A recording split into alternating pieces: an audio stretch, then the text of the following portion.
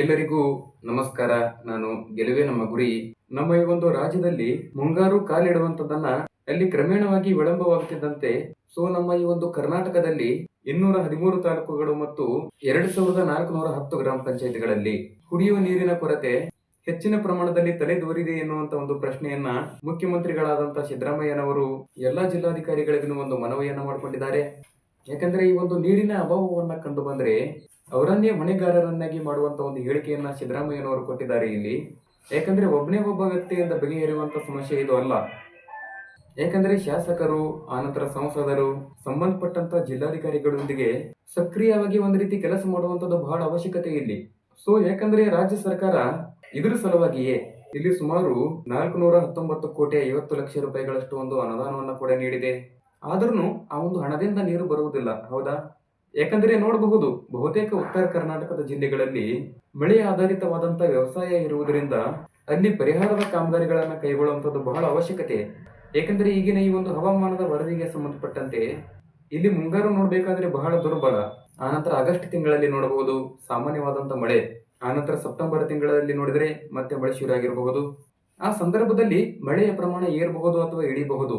ಇದಕ್ಕೆಲ್ಲ ಪ್ರಮುಖ ಕಾರಣ ಏನಂದ್ರೆ ಎಲ್ಲಿ ನೀನು ಬಂದು ಹೋಗಿರುವುದು, ಅದು ಮೊದಲಿಗೆ ಮಳೆಯನ್ನ ತಂದು ಈಗಿನ ಈ ಒಂದು ಹವಾಮಾನದ ವರದಿಯನ್ನ ನೋಡಿದ್ರೆ ಸಾಮಾನ್ಯವಾಗಿ ಎಲ್ಲಾ ಕಡೆಗಳಲ್ಲಿಯೂ ಬರಗಾಲ ಬರುವಂತಾಗಿದೆ. ಯಾಕಂದ್ರೆ ನಾನು ಈ ಒಂದು ವರದಿಯ ಮುಖಾಂತರ ಈ ಒಂದು ಹಿನ್ನೆಲೆಯಲ್ಲಿ ಹೇಳಬೇಕಾದ್ರೆ ಇದ್ರ ಬಗ್ಗೆನೂ ಒಂದ್ ಸ್ವಲ್ಪ ರಾಜ್ಯ ಸರ್ಕಾರ ಕ್ರಮವನ್ನ ಕೈಗೊಳ್ಳಬೇಕು.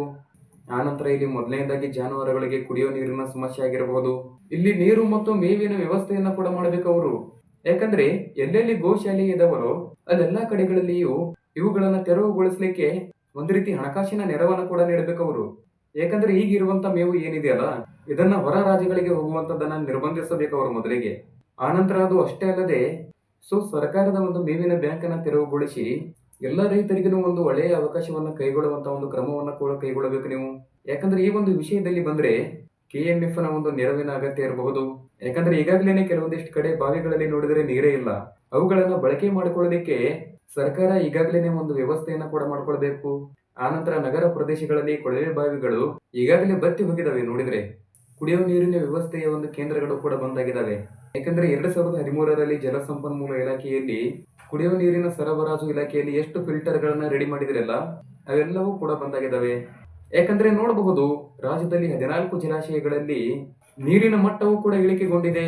ನೋಡಬಹುದು, ಬಿಸಿಲಿನಲ್ಲಿ ಬಿಸಿ ಗಾಳಿ ಬೀಸ್ತಾ ಇರುತ್ತೆ. ಆನಂತರ ಕೆಲವೊಂದಿಷ್ಟು ಕಡೆಗಳಲ್ಲಿ ಮಾತ್ರ ಮಳೆ ಆಗ್ತಿದೆ. ಯಾಕಂದ್ರೆ ಮಳೆರಾಯ ಕೈ ಕೊಟ್ರೆ ಇಲ್ಲಿ ಕಷ್ಟ. ಈ ಒಂದು ಉದ್ದೇಶದಿಂದ ಇವೆಲ್ಲ ಕಟ್ಟುನಿಟ್ಟಿನ ಕ್ರಮಗಳನ್ನ ನಮ್ಮ ಈ ಒಂದು ಕರ್ನಾಟಕ ಸರ್ಕಾರ ಕೈಗೊಳ್ಳಬೇಕು. ಯಾಕಂದ್ರೆ ಈ ಒಂದು ಯುದ್ಧದ ಪರಿಣಾಮದಿಂದ ಅಡುಗೆ ಅನಿಲದ ಕೊರತೆಯೂ ಕೂಡ ಇದೆ.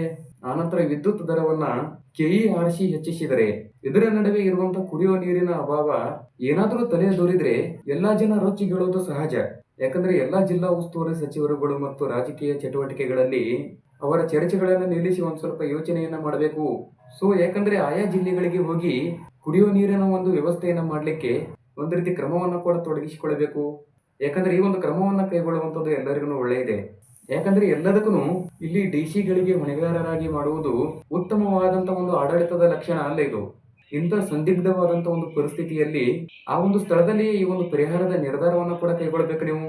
ಯಾಕಂದ್ರೆ ಇದು ಎಲ್ಲರಿಗೂ ಕೂಡ ಅವಶ್ಯಕತೆ ಅಂತಾನೆ ಹೇಳ್ತೀನಿ. ಆ ಸಂದರ್ಭದಲ್ಲಿ ಏನಾದ್ರೂ ಆ ಒಂದು ಸಚಿವರು ಆ ಒಂದು ಸ್ಥಳದಲ್ಲಿ ಇದ್ರೆ ಸರ್ಕಾರಿ ಅಧಿಕಾರಿಗಳು ಚುರುಕಿನಿಂದ ಕೆಲಸವನ್ನ ಮಾಡ್ತಾರೆ. ಹಿಂದೆ ಬರಗಾಲ ಬಂದಾಗ ಏನಾಗುತ್ತಿತ್ತಂದ್ರೆ ಆ ಒಂದು ಜನಪ್ರತಿನಿಧಿಗಳು ಅವರ ಒಂದು ಸ್ಥಳವನ್ನ ಬಿಟ್ಟು ಬೇರೆ ಸ್ಥಳಕ್ಕೆ ಹೋಗ್ತಾ ಇದ್ರು ಅವರು. ಯಾಕಂದ್ರೆ ಈಗ ಗ್ರಾಮೀಣ ಪ್ರದೇಶದಲ್ಲಿ ಎಲ್ಲ ಜನಜೀವನ ಮೊದಲಿಗೆ ಸರಿಯಾಗಿ ನಮ್ಮ ಈ ಒಂದು ಕರ್ನಾಟಕದಲ್ಲಿ ಜಾರ್ಖಂಡ್ ಮತ್ತು ವೆಸ್ಟ್ ಬಂಗಾಳದ ಜನ ನಮ್ಮ ಈ ಒಂದು ಕರ್ನಾಟಕದಲ್ಲಿ ಉದ್ಯೋಗಕ್ಕಾಗಿ ಬರ್ತಾ ಇದ್ದಾರೆ. ಯಾಕಂದ್ರೆ ಮೊದಲನೇದಾಗಿ ಕರ್ನಾಟಕದ ಜನತೆಗೆ ಉದ್ಯೋಗ ಸಿಗ್ತಾ ಇಲ್ಲ. ಜನರ ಒಂದು ಉದ್ಯೋಗದ ವೇತನವನ್ನ ಕೂಡ ಹೆಚ್ಚಳ ಮಾಡ್ಬೇಕು ನೀವು. ಯಾಕಂದ್ರೆ ಜನ ಒಂದು ಹೊತ್ತಿನ ಅನ್ನಕ್ಕಾಗಿ ನಗರ ಪ್ರದೇಶಗಳ ಕಡೆ ಹೋಗ್ತಾ ಇದ್ದಾರೆ. ಯಾಕಂದ್ರೆ ಇದು ಒಂದು ಅನಿವಾರ್ಯವಾದಂತ ಕೆಲಸ. ಅದರಲ್ಲಿಯೂ ಕೂಡ ಮುಂಬೈ ಆಗಿರ್ಬೋದು, ಆನಂತರ ಗೋವಾ ಆಗಿರಬಹುದು, ಇತರೆ ಕೆಲವೊಂದಿಷ್ಟು ರಾಜ್ಯಗಳಿಗೆ ಎಲ್ಲಾ ಜನರು ಕೂಡ ಕೆಲಸವನ್ನು ಹುಡುಕಿಕೊಂಡು ಹೋಗ್ತಿರುವಂತದ್ದು ಬಹಳ ಸಹಜ ಇಲ್ಲಿ. ಆದ್ರೆ ಉದ್ಯೋಗ ಇಲ್ಲ ಎಂದ್ರೆ ಇಲ್ಲಿ ಬಡವರು ಬದುಕುವುದು ಬಹಳ ಕಷ್ಟ. ನಾನು ಹೇಳುವಂತ ಈ ಒಂದು ಮಾಹಿತಿಯ ಅಭಿಪ್ರಾಯ ಏನಿದೆ ಎನ್ನುವಂಥದ್ದನ್ನ ನಿಮ್ಮ ಮಾತಿನಲ್ಲಿ ಕಾಮೆಂಟ್ ಮಾಡಿ ನಮಗೆ. ಹೀಗಾಗಿ ಗುಳೆ ಹೋಗುವುದು ಕಷ್ಟ ಇಲ್ಲಿ. ಯಾಕಂದ್ರೆ ಈ ಒಂದು ವಿಷಯದಲ್ಲಿ ಉತ್ತರ ಕರ್ನಾಟಕದ ಜನಪ್ರತಿನಿಧಿಗಳಿಗೆ ಅವರೆಲ್ಲರಿಗೂ ತಿಳಿಯಲೇಬಾರದು ಎನ್ನುವಂತ ಒಂದು ಸಂಗತಿ ಅಲ್ಲ ಇದು. ಏಕೆಂದ್ರೆ ಈಗಿನ ಈ ಒಂದು AI ತಂತ್ರಜ್ಞಾನದ ಮುಖಾಂತರ ಕುಡಿಯೋ ನೀರಿನ ತೀವ್ರವಾದಂತ ಒಂದು ಅಭಾವ ಇರುವಂತಹ ಒಂದು ಗ್ರಾಮಗಳನ್ನ ಸುಲಭವಾಗಿ ಪತ್ತೆ ಮಾಡಬಹುದು. ಆದ್ರೆ ಆ ಒಂದು ಗ್ರಾಮಗಳಿಗೆ ಮಾತ್ರ ಈ ಒಂದು ಪರಿಹಾರದ ಕ್ರಮಗಳನ್ನ ಕೂಡ ಆರಂಭಿಸಬಹುದು. ಅವಾಗ ಹಿಂದೆ ಏನಾಗ್ತಿತ್ತಂದ್ರೆ ಬರಗಾಲ ಬಂದ್ರೆ ಸರ್ಕಾರದ ಹಣವನ್ನ ನುಂಗ್ಲಿಕ್ಕೆ ಮಧ್ಯವರ್ತಿಗಳು ಕೂಡ ಹೆಚ್ಚಿನ ಪ್ರಮಾಣದಲ್ಲಿ ಹುಡ್ತಾ ಇದ್ರು. ಯಾಕಂದ್ರೆ ಇದು ಸರ್ವೇ ಸಾಮಾನ್ಯವಾಗಿ ಎಲ್ಲರಿಗೂ ಕೂಡ ಗೊತ್ತು. ಸೊ ಆದ್ರೂ ಈಗ ಈ ಒಂದು ಫಲಾನುಭವಿಗಳು ಎಲ್ಲರ ಬ್ಯಾಂಕ್ ಖಾತೆಗಳಿಗೂ ನೇರವಾಗಿ ಅವರ ಖಾತೆಗೆ ಹಣವನ್ನ ತಲುಪಿಸಲಿಕ್ಕೆ ಒಂದು ಅವಕಾಶವನ್ನ ಇರುವುದರಿಂದ ಪರಿಹಾರದ ಕಾಮಗಾರಿಗಳನ್ನ ಕೈಗೊಳ್ಳುವಂತದ್ದು ಇಲ್ಲಿ ಸುಲಭವಾದಂತ ಒಂದು ಮಾರ್ಗ. ಯಾಕಂದ್ರೆ ಹಿಂದೆ ನಜೀರ್ ಸಾಬ್ ಎನ್ನುವರು ಗ್ರಾಮೀಣ ಅಭಿವೃದ್ಧಿಯ ಸಚಿವರಾಗಿ ಬಹಳ ಉತ್ತಮವಾದಂತ ಒಂದು ಕೆಲಸವನ್ನ ಮಾಡಿ ನೀರ್ ಸಾಬ್ ಎನ್ನುವಂತ ಒಂದು ಹೆಸರನ್ನ ಕೂಡ ಗಳಿಸಿದ್ರು ಅವರು.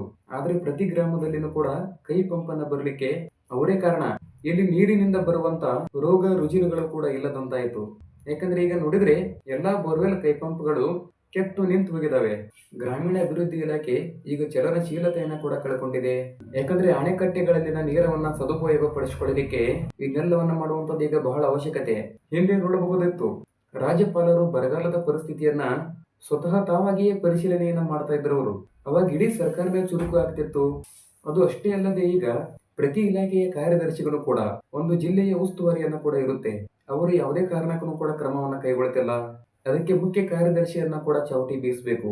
ಬರಗಾಲ ಬರುವುದಕ್ಕಿಂತ ಮೊದಲು ಸರ್ಕಾರ ಹಳ್ಳ ಕೊಳ್ಳಗಳತ್ತ ಹೆಜ್ಜೆ ಇಡಬೇಕು.